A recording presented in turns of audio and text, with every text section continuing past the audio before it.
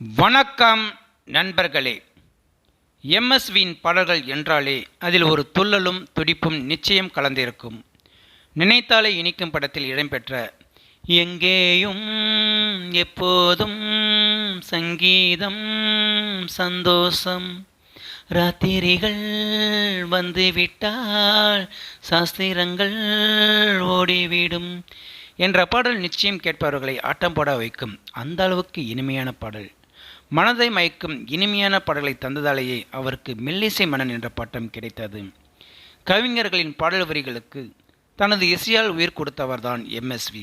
சிவாஜி, எம்ஜிஆர், ரஜினி, கமல், அஜித் என 3 தலைமுறைகளை தாண்டி பணிபுரிந்தவர்தான் எம்எஸ்வி.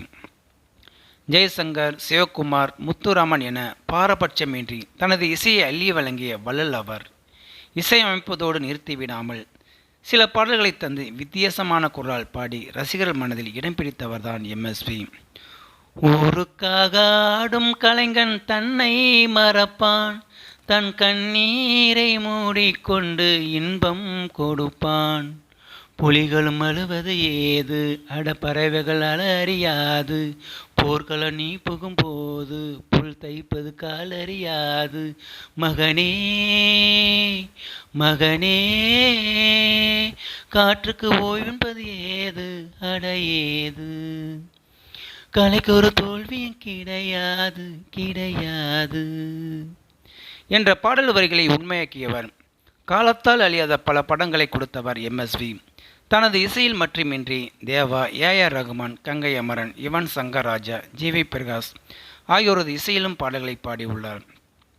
இசையமைப்பாளராக மட்டுமின்றி குணச்சித்திர நடிகராகவும் தனது திறமையை நிரூபித்தவர் எம்எஸ்வி. தமிழில் சுமார் 10 படங்களில் அவர் நடித்துள்ளார். காதல் மன்னன், காதலா காதலா உள்ளிட்ட படங்கள் அவற்றில் சில. இந்நிலையில் இசையமைப்பாளர் எம்எஸ்வி தனது பாடல்கள் கிட்டாவதற்கு என்ன காரணம் என தெரிவித்துள்ளார். வாங்க என்னன்னு பார்க்கலாம். அதில் கூறியதாவது, எனக்கு கிடைத்த வாய்ஸ்கள் எல்லாம் ரொம்ப plus point. T M. Soundararajan, Sirkazhi Govindarajan, PBS, Yesudas, Balu போன்றவர்கள் கிடைத்தார்கள். அதே போன்ற ஒரு புது வாய்ஸையும் அறிமுகப்படுத்தினேன். அதுதான் கோவை சௌந்தரராஜன். பெண்களில் சுசீலா, ஜானகி அம்மாள், எல்ஆர் ஈஸ்வரி, பி லீலா இப்படி நல்ல வாய்ஸ்கள்லாம் கிடைத்திருந்தன. இந்த வாய்ஸ்களில் என்னென்ன பாட்டு யார் யாருக்கு கொடுத்தால் நன்றாக இருக்கும் என்று கண்டுபிடிப்பது ஒரு பெரிய கலையாக இருந்தது. இந்த பாட்டு அமைக்கும்போது அவர்கள் பாட வேண்டும், இவர்கள் பாட வேண்டும் என்று அமைக்கக்கூடாது. பாடல்களை அமைத்துவிட்டு அதற்கு யார் நன்றாக இருப்பார்கள் என்று யோசித்து பாட வைக்க வேண்டும். காசேதான் கடவுளடா படத்தில் இடம்பெற்றிருந்த மெல்ல பேசுங்கள் பிறர் கேட்கக்கூடாது, சொல்லி தாருங்கள் யாரும் பார்க்கக்கூடாது